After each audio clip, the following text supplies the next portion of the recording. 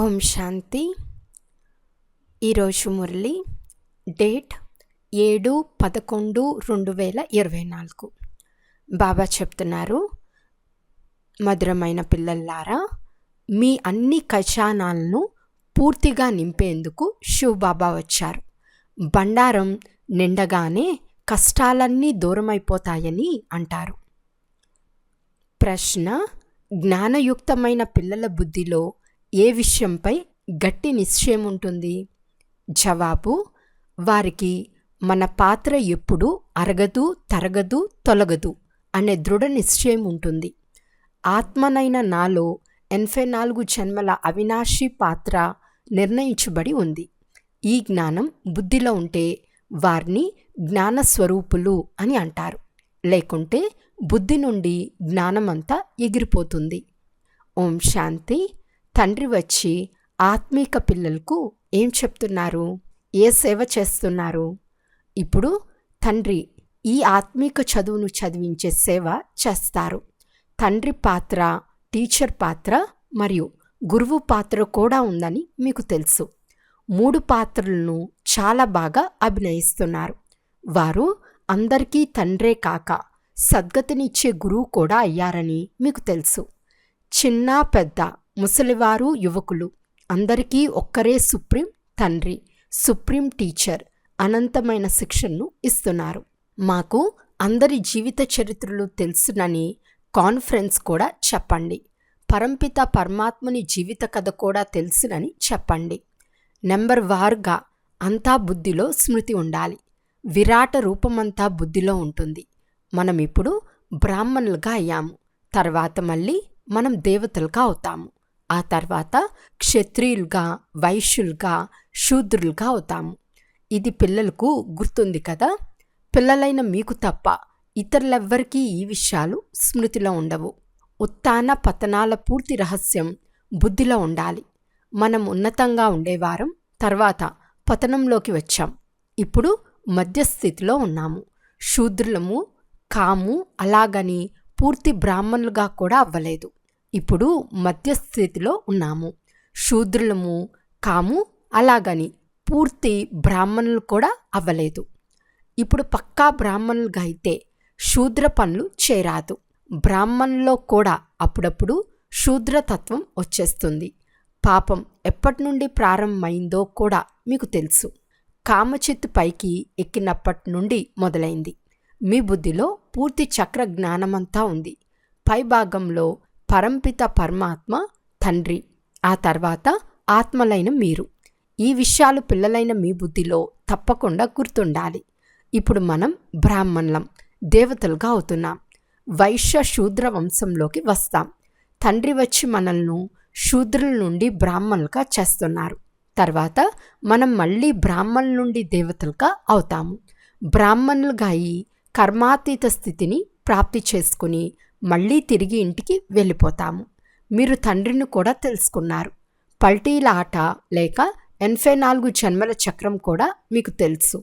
పల్టీల ఆట ద్వారా మీకు సులభంగా అర్థం చేయిస్తున్నారు. మిమ్మల్ని చాలా తేలికగా చేస్తున్నారు. దానివల్ల మీరు బిందువై వెంటనే ఎగిరిపోగలరు. తరగతిలో కూర్చున్నప్పుడు పిల్లల బుద్ధిలో చదివే స్మృతిలో ఉంటుంది. అలాగే మనకు ఈ చదువు గుర్తుకుండాలి. ఇప్పుడు మనం సంగం యుగంలో ఉన్నాము. మళ్ళీ ఇదే విధంగా చక్రంలో తిరుగుతాము. ఈ చక్రం సదా బుద్ధిలో తిరుగుతూ ఉండాలి. ఈ చక్రం మొదలైన వాటి జ్ఞానం బ్రాహ్మణులైన మీ వద్ద మాత్రమే ఉంది. శూద్రులకు గాని దేవతలకు గాని ఈ జ్ఞానం లేదు. భక్తి మార్గంలో తయారు చేసిన చిత్రంలో లోపాలున్నాయని ఇప్పుడు మీకు తెలుసు. మీ వద్ద ఉండే చిత్రాలు చాలా ఖచ్చితమైనవి. ఎందుకంటే మీరు సరిగ్గా తయారవుతున్నారు. ఇప్పుడు మీకు జ్ఞానం లభించింది. అందువలన మీకు ఇప్పుడు భక్తి అంటే ఏమో, జ్ఞానం అంటే ఏమిటో తెలుసు. జ్ఞానాన్ని ఇచ్చే తండ్రి జ్ఞానసాగర్లు ఇప్పుడే లభించారు. పాఠశాలలో చదువుతున్నప్పుడు లక్ష్యం గురించి తెలుస్తుంది కదా. భక్తి మార్గంలో లక్ష్యం ఉండదు. మనము శ్రేష్టమైన దేవీ దేవతలుగా ఉండేవారం. తర్వాత పతితంగా అయ్యామని అప్పుడు మీకు తెలియదు. ఇప్పుడు బ్రాహ్మణులుగా అయ్యారు. మీకిప్పుడు అన్ని విషయాలు తెలుసు. బీకేల్గా ఇంతకు ముందు కూడా అయ్యారు. ప్రజాపిత బ్రహ్మ పేరు ప్రసిద్ధి చెందింది. ప్రజాపిత అంటే మనిషే కదా. వారికంతమంది పిల్లలున్నారు అంటే తప్పకుండా దత్తు పిల్లలే అని అర్థం కదా. ఎంతమంది దత్తు పిల్లలుగా అయ్యారు? ఆత్మరూపంలో అందరూ సోదరులే. ఇప్పుడు మీ బుద్ధి ఎంతో దూరాలకు వెళ్తుంది. పైన ఆకాశంలోని నక్షత్రాలు దూరం నుండి ఎంతో చిన్నవిగా కనిపిస్తాయి. మీరు కూడా చాలా చిన్న ఆత్మలు. ఆత్మ ఎప్పుడూ చిన్నదిగా పెద్దదిగా మారదు. కానీ మీ పదవి చాలా ఉన్నతమైనది. ఆత్మలన్నీ ఒకే విధంగా చిన్నవిగా ఉంటాయి. వాటిని కూడా సూర్యదేవత, చంద్రదేవత అని అంటారు. సూర్యుని తండ్రి, చంద్రుని తల్లి అని అంటారు. ఇక మిగిలిన ఆత్మలన్నీ నక్షత్రాలు. ఆత్మలన్నీ ఒకే రకంగా చిన్నవిగా ఉంటాయి. ఇక్కడికి వచ్చి పాత్రధారులుగా అవుతాయి. మీరు మాత్రమే దేవతలుగా అవుతారు. మనం చాలా శక్తిశాలులుగా అవుతున్నాము. తండ్రిని స్మృతి చేసినందున మనం సతోప్రధాన దేవతలుగా అవుతాము. నెంబర్ వారుగా కొద్ది కొద్దిగా తేడా ఉండనే ఉంటుంది. కొన్ని ఆత్మలు పవిత్రంగా అయి సతోప్రధాన దేవతలుగా అవుతాయి.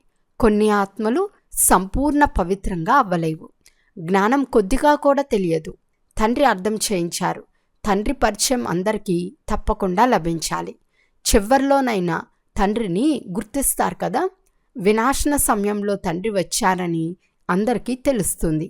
ఇప్పుడు కూడా కొంతమంది భగవంతుడు ఎక్కడో అవతరించి ఉన్నారు, కానీ ఎక్కడ ఉన్నారో తెలియదని అంటారు. ఏదో ఒక రూపంలో వస్తారని భావిస్తారు.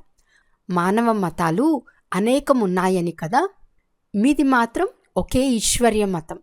ఈ ఈశ్వర్య మతం ద్వారా మీరు ఎలా తయారవుతారు? ఒకటేమో మానవ మతం, రెండవది ఈశ్వర్య మతం, మూడవది దేవతా మతం. దేవతలకు కూడా మతం నిచ్చేదెవరు? తండ్రి. తండ్రి శ్రీమతం శ్రేష్టంగా తయారు చేస్తుంది. శ్రీశ్రీ అని తండ్రినే అనాలి, మానవులను అనరాదు. శ్రీశ్రీయే స్వయంగా వచ్చి శ్రేష్టంగా తయారు చేస్తారు. దేవతలను శ్రేష్టంగా తయారు చేయవారు తండ్రి ఒక్కరు మాత్రమే.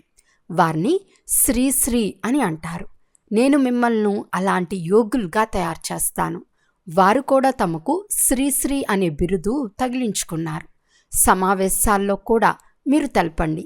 తెలిపించేందుకు మీరే నిమిత్తంగా అయ్యారు. శ్రీశ్రీ అయిన వారు ఒక్క శివబాబా మాత్రమే. వారు ఇటువంటి శ్రేష్టమైన దేవతలుగా చేస్తారు. వారు శాస్త్రాలు మొదలైన చదువులు చదివి టైటిల్ తీసుకుంటారు. మిమ్మల్ని శ్రీశ్రీ అయిన తండ్రి, శ్రీ అనగా శ్రేష్టంగా చేస్తున్నారు. ఈ ప్రపంచం తమో ప్రధాన భ్రష్టాచార ప్రపంచంగా ఉంది. భ్రష్టాచారం ద్వారానే జన్మిస్తారు. ఆ తండ్రి మహిమలెక్కడా? ఈ పతిత మానవుల బిరుదులెక్కడా? ఈ పతిత మానవులు ఆ తండ్రి బిరుదులు తమపై ఉంచుకుంటారు. సత్యమైన మహాత్ములు దేవీ దేవతలు కదా. సతోప్రధాన ప్రపంచంలో తమోప్రధాన మానవులుండేందుకు వీలే లేదు. రజో మానవులే ఉంటారు. తమో గుణంలుండేవారుండరు. వర్ణములు గాయనం ఇప్పుడు మీకు అర్థమవుతోంది. ఇంతకుముందు మీకేమీ తెలిసేది కాదు. ఇప్పుడు తండ్రి ఎంత తెలివిగలవారిగా చేస్తున్నారు. మీరు ఎంతో ధనవంతులుగా అవుతారు. శివబాబా బండారం నిండుగా ఉంది. శివబాబా బండారం ఏది? అవినాశి జ్ఞానరత్నాలు. శివబాబా బండారం భర్పూర్, కష్టాలు దూరము. తండ్రి పిల్లలైన మీకు జ్ఞానరత్నాలను ఇస్తున్నారు. జ్ఞానరత్న సాగరుని పిల్లల బుద్ధి బేహద్ వైపుకు వెళ్ళాలి. ఇన్ని కోట్ల ఆత్మలన్నీ తమ తమ శరీరాలనే సింహాసనాలలో విరాజమానమై ఉన్నాయి. ఇది అనంతమైన నాటకం. ఆత్మ ఈ సింహాసనంపై విరాజమానమై ఉంటుంది. ఒక సింహాసనం ఉన్నట్లు మరో సింహాసనం ఉండదు. రూపురేఖలు వేరువేరుగా ఉంటాయి. దానినే కుదరత్ అని అంటారు. ప్రతి ఒక్కరిది అవినాశి పాత్రనే. ఇంత చిన్న ఆత్మలో 84 జన్మల పాత్ర నిండి ఉంటుంది. ఆత్మ అతి సూక్ష్మమైనది. ఇంతకంటే సూక్ష్మమైనది, అద్భుతమైనది వేరేదేది లేదు. ఇంత చిన్న ఆత్మలో పాత్రంతా నిండి ఉంది. పాత్రను ఇక్కడే అభినయిస్తారు. సూక్ష్మవతనంలో ఏ పాత్రను అభినయించరు. తండ్రి ఎంత బాగా అర్థం చేయిస్తున్నారు. తండ్రి ద్వారా మీరు సర్వము తెలుసుకుంటారు. జ్ఞానం అంటే ఇదే, అంతేగాని అందరి ఆంతర్యాలను తెలుసునని కాదు. ఈ జ్ఞానం మీలో కూడా ఉత్పన్నమవుతూ ఉంది. దాని ద్వారానే ఇంత ఉన్నత పదవిని పొందుతారు. దానిని గురించి కూడా మీకు తెలుసు. తండ్రి బీజరూపులు, వారిలో వృక్షం ఆది మధ్యాంతాల జ్ఞానం ఉంది. మానవులు లక్షల సంవత్సరాల ఆయువును ఇచ్చేశారు, కావున జ్ఞానం వారికి రాదు. ఇప్పుడు మీకు సంగం యుగంలో ఈ జ్ఞానమంతా లభిస్తూ ఉంది. తండ్రి ద్వారా మీరు మొత్తం చక్ర జ్ఞానమంతా తెలుసుకుంటారు. ఇంతకుముందు తెలిసేది కాదు. ఇప్పుడు మీరు సంగం యుగంలో ఉన్నారు. ఇదే మీ అంతిమ జన్మ. పురుషార్థం చేస్తూ చేస్తూ మీరు సంపూర్ణ బ్రాహ్మణులుగా తయారైపోతారు. ఇప్పుడు ఇంకా తయారవ్వలేదు. ఇప్పుడైతే మంచి మంచి పిల్లలు కూడా బ్రాహ్మణుల నుండి శూద్రులుగా అయిపోతారు. దానినే మాయతో ఓడిపోవటమని అంటారు. ఓడినందున బాబా ఒడి నుండి రావణుని ఒడిలోకి వెళ్ళిపోతారు. శ్రేష్టంగా తయారు చేసే బాబా ఒడి ఎక్కడా? భ్రష్టులుగా తయారు చేసే ఒడి ఎక్కడా? ఒక్క సెకండ్లో జీవన్ముక్తి, అలాగే ఒక్క సెకండ్లో పూర్తి దురదశ పాలవుతారు. దురదశ ఎలా కలుగుతుందో బ్రాహ్మణ పిల్లలైన మీకు చాలా బాగా తెలుసు. ఈరోజు బాబాకు చెందిన వారిగా అవుతారు. మళ్ళీ రేపటి రోజు మాయ పిడికిల్లో చిక్కుకుని రావణుని వారిగా అవుతారు. మీరు రక్షించేందుకు ప్రయత్నిస్తే కొంతమంది రక్షింపబడతారు. మునిగిపోతున్న వారిని చూస్తే రక్షించేందుకు ప్రయత్నం చేస్తూ ఉండండి. కానీ ఎన్నో సమస్యలు వస్తూ ఉంటాయి, గొడవలు జరుగుతాయి. తండ్రి కూర్చుని పిల్లలకు అర్థం చేయిస్తున్నారు. ఇప్పుడు మీరు పాఠశాలలో చదువుతున్నారు కదా. మనం చక్రంలో ఎలా తిరుగుచున్నామో మీకు తెలుసు. ఈ విధంగా చేయమని పిల్లలైన మీకు శ్రీమతం లభిస్తుంది. ఇవన్నీ భగవాను వాచ. వారిది శ్రీమతం కూడా అయింది కదా. ఇప్పుడు నేను పిల్లలైన మిమ్మల్ని శూద్రుల నుండి దేవతలుగా చేసేందుకు వచ్చాను. ఇప్పుడు కలియుగంలో ఉండేది శూద్ర సాంప్రదాయం. కలియుగం ముగుస్తుందని మీకు తెలుసు. మీరు సంగం యుగంలో కూర్చుని ఉన్నారు. ఈ తండ్రి ద్వారా జ్ఞానం లభించింది. తయారైన శాస్త్రాలన్నిట్లో మానవ మతాలు ఉన్నాయి. ఈశ్వరుడు శాస్త్రాలను తయారు చేయరు. ఒక్క గీతా శాస్త్రం పైనే ఎన్నో పేర్లు ఉంచారు. గాంధీ గీత, ఠాగూర్ గీత మొదలైనవి అనేక పేర్లు ఉన్నాయి. గీతను మానవులు ఎందుకు ఇంతగా చదువుతున్నారో కొద్దిగా కూడా అర్థం చేసుకోరు. అదే అధ్యాయాన్ని పట్టుకుని వారి వారి వ్యాఖ్యానాలు వేరువేరుగా చేస్తూ ఉంటారు. అవన్నీ మానవులు చేసినవి కదా. మానవులు తయారు చేసిన గీతను చదవటం వల్లనే ఈనాటి భారతదేశ పరిస్థితి ఇలా తయారైందని మీరు చెప్పండి. మొదటి నంబర్ శాస్త్రం గీతనే కదా. అది సనాతన దేవీ దేవత ధర్మపు శాస్త్రం. ఇది మీ బ్రాహ్మణ కులం, ఇది బ్రాహ్మణ ధర్మం కదా.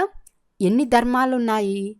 ఎవరెవరు ఏ ధర్మాన్ని స్థాపించారో వారి పేరు మీదే నడుస్తూ ఉంటాయి.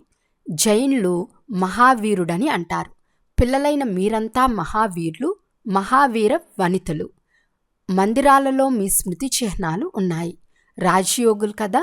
క్రింద యోగ తపస్సులో కూర్చుని ఉన్నారు. పైన రాజ్యంను చూపించే చిత్రాలు ఉన్నాయి. రాజయోగం గురించి తెలిపే సరైన మందిరం దిల్వాడా మందిరం. కానీ ఎవరెవరో ఏవేవో పేర్లు ఉంచారు. స్మారక చిహ్నాలు సరిగ్గా ఉన్నాయి. బుద్ధికి పని కలిగించి సరిగ్గా తయారు చేశారు. తర్వాత ఏ పేరు చెప్తే ఆ పేరు ఉంచారు. దాన్ని స్మృతి చిహ్నంగా తయారు చేశారు. స్వర్గం మరియు సంగంయుగ రాజయోగాల మోడల్స్ తయారు చేశారు. మీరు ఆది మధ్యాంతాలను తెలుసుకున్నారు. ఆదిని కూడా మీరు చూశారు. ఆది అని సంగంయుగంను అనాలా లేక సత్యుగంను అనాలా? సంగంయుగ దృశ్యంను క్రింద చూపిస్తారు, రాజ్యంను పైకప్పులో చూపిస్తారు. కావున సత్యుగం ఆదియోగం, ద్వాపర మధ్యయోగం, అంతిమంను మీరు చూడనే చూస్తారు. ఇదంతా సమాప్తం అవ్వనున్నది. పూర్తి స్మారక చిహ్నాలు తయారు చేయబడ్డాయి. దేవీ దేవతలు వామ మార్గంలోకి వెళ్తారు. ద్వాపరం నుండి వామ మార్గం మొదలవుతుంది. స్మారక చిహ్నం 100కి 100 పాళ్ళు సరిగ్గా ఉంది. స్మృతి చిహ్నాలుగా చాలా మందిరాలను నిర్మించారు. అన్ని గుర్తులు ఇక్కడనే ఉన్నాయి. మందిరాలు కూడా ఇక్కడే తయారవుతాయి. దేవీ దేవతలైన భారతదేశ వాసులే రాజ్యంను పాలించి వెళ్ళిపోయారు. వారి తర్వాత ఎన్నో మందిరాలు తయారయ్యాయి. సిక్కుల సంఖ్య వృద్ధి అయినప్పుడు వారి మందిరాలను వారు నిర్మించుకుంటారు. మిలిటరీ వారు తమ మందిరాలను కట్టుకుంటారు. భారతదేశ వాసులు వారి కృష్ణ మందిరం లేక లక్ష్మీనారాయణల మందిరాలను తయారు చేసుకుంటారు. హనుమంతుడు గణేశుల మందిరాలను తయారు చేస్తారు. సృష్టి అంతా ఎలా తిరుగుతుందో, ఎలా స్థాపించబడిందో, ఎలా వినాశనమవుతుందో, ఎలా పాలన జరుగుతుందో ఇదంతా మీరు మాత్రమే అర్థం చేసుకున్నారు. దీనిని అంధకార రాత్రి అని అంటారు. బ్రహ్మ పగలు, బ్రహ్మ రాత్రిని గురించిన గాయనం ఉంది. ఎందుకంటే బ్రహ్మయే చక్రంలోకి వస్తారు. ఇప్పుడు బ్రాహ్మణులైన మీరు మళ్ళీ దేవతలుగా అవుతారు. ముఖ్యమైన వారు బ్రహ్మే కదా. బ్రహ్మను ఉంచుకోవచ్చు లేక విష్ణువును ఉంచుకోవచ్చు. బ్రహ్మను రాత్రికి, విష్ణువును పగలుకు ఉంచుతారు. మళ్ళీ వారే రాత్రి నుండి పగలుకు వస్తారు. పగలు నుండి 84 జన్మల తర్వాత రాత్రిలోకి వస్తారు. ఇదెంతో సులభంగా అర్థం చేయించాలి. కానీ పిల్లలు ఇది కూడా పూర్తిగా గుర్తుంచుకోరు, పూర్తిగా చదువుకోరు. కనుక నెంబర్ వార్ పురుషార్థానుసారం పదవిని పొందుతారు. ఎంత బాగా స్మృతి చేస్తారో అంత సతోప్రధానంగా అవుతారు.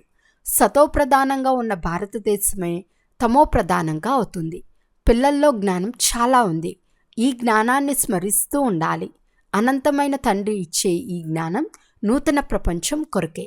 మానవులంతా అనంతమైన తండ్రిని స్మృతి చేస్తారు. ఇంగ్లీష్ వారు కూడా ఓ గాడ్ ఫాదర్, లిబరేటర్, గైడ్ అని స్మృతి చేస్తారు. దీని అర్థం మీకు బాగా తెలుసు. తండ్రి వచ్చి దుఃఖ ప్రపంచం నుండి బంగారు యుగంలోకి తీసుకెళ్తారు. బంగారు యుగం గతంలో తప్పకుండా ఉండేది. అందుకే దానిని అందరూ స్మృతి చేస్తారు. పిల్లలైన మీకు ఆంతరికంలో చాలా ఖుషి ఉండాలి. దైవీ కర్మలు ఆచరించాలి. అచ్చా, మధురాతి మధురమైన అపురూపమైన పిల్లలకు మాతాపిత బాప్దాదాల ప్రియ స్మృతులు మరియు గుడ్ మార్నింగ్. ఆత్మిక పిల్లలకు ఆత్మిక తండ్రి నమస్తే. ఆత్మిక తండ్రికి ఆత్మిక పిల్లల యొక్క ప్రియ స్మృతులు మరియు నమస్తే నమస్తే నమస్తే. ధారణ కొరకు ముఖ్య సారం. ఫస్ట్ పాయింట్, తండ్రి నుండి లభిస్తున్న తరగని అవినాశి జ్ఞానరత్నాల ఖజానాను స్మృతిలో ఉంచుకుని బుద్ధిని అనంతంలోకి తీసుకెళ్ళాలి. ఈ అనంతమైన నాటకంలో ఆత్మలు తమ తమ సింహాసనాలపై వీరాజమానమై ఉన్నాయి. ఈ స్వాభావిక నాటకంను సాక్షిగా చూస్తూ ఉండాలి. సెకండ్ పాయింట్, సదా బుద్ధిలో మేము సంగంయుగంలోని బ్రాహ్మణులము. మాకు శ్రేష్టమైన తండ్రి వడి లభించింది. రావణుని ఒడిలోకి వెళ్ళము అని గుర్తుండాలి. మునిగే వారిని రక్షించటం కూడా మీ కర్తవ్యం. వరదానము: వ్యర్థ సంకల్పాలనే పిల్లర్లను ఆధారంగా చేసుకునేందుకు బదులు సర్వ సంబంధాల అనుభవాన్ని పెంచుకునే సత్యమైన స్నేహీ భవ. బలహీన సంకల్పాలను దృఢంగా చేసేందుకు మాయ చాలా రాయల్ పిల్లర్లను తగిలిస్తుంది. ఇలాగైతే జరుగుతూనే ఉంటుంది. పెద్ద పెద్దవారు కూడా ఇలాగే చేస్తారు. ఇంకా ఎవరూ సంపూర్ణంగా అయితే అవ్వలేదు. ఏదో ఒక బలహీనత తప్పకుండా ఉండనే ఉంటుంది. పదే పదే ఇలాంటి సంకల్పాలను ఇప్పిస్తూ ఉంటుంది. ఈ వ్యర్థ సంకల్పాలనే పిల్లర్లు బలహీనతలను ఇంకా గట్టి చేస్తాయి. ఇప్పుడు ఇలాంటి పిల్లర్లను ఆధారంగా తీసుకునేందుకు బదులు సర్వ సంబంధాల యొక్క అనుభవాన్ని పెంచుకోండి. సాకార రూపంలో తోడును అనుభవం చేస్తూ సత్యమైన స్నేహితులుగా అవ్వండి. స్లోగన్: సంతుష్టత అన్నిటికంటే గొప్ప గుణం. ఎవరైతే సదా సంతుష్టంగా ఉంటారో వారే ప్రభు ప్రియులు, లోకప్రియులు మరియు స్వయం ప్రియులుగా కూడా అవుతారు. అచ్చా, ఓం శాంతి.